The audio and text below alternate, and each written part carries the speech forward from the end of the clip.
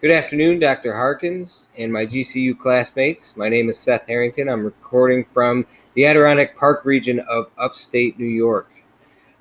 Today I want to talk about dispositions to teach.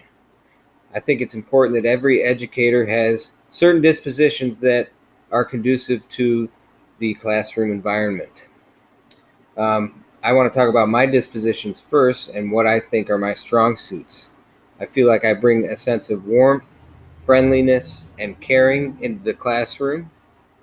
I want each one of my students to feel comfortable in the room and in their own skin. I think that's important for the learning experience to be productive. I also have high expectations for each one of my students. I think that it's also extremely important because we want to raise the bar for our kids so that they have a level to achieve too. If we keep them all at the same level or a lower level, we're not really showing any growth in the educational abilities of those kids. I feel that I also have a passion for learning. I'm a social studies guy at heart, but obviously moving on to special ed, I always want to find out more and what I can improve on and what I do, and find out information about things that are just really interesting to me. I like studying about historical facts, figures, and features, and I'm learning more and more about special ed every day, and it's very interesting, and it allows me to have a different perspective on learning than I had before.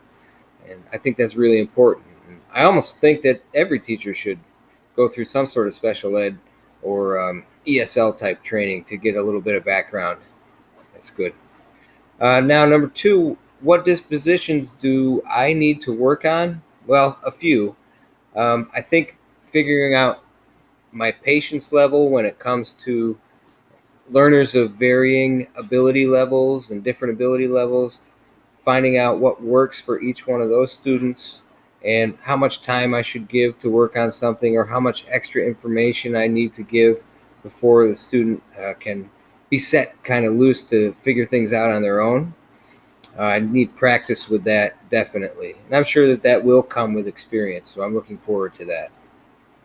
I think the biggest thing I need to work on is procrastination and putting things off. It's been a habit of mine for a long time, and it's got me in a few sticky situations. So I want to make sure that I am prepared each day for class ahead of time in order to give my students the best of me and the best education that I can supply to them. So if I could work on that, setting deadlines, maybe using calendars a little bit more, and communicating with some of my staff mates about issues that are important and need to be done in a timely fashion, that needs to be improved. All right. And for the third question, what does a professional educator look like and how do they behave? I believe that they carry themselves with an air of respect. They have a certain responsibility in the classroom to educate those students. Professional attire is important as well. Um, a male teacher may maybe not necessarily need a shirt and a tie, but it helps.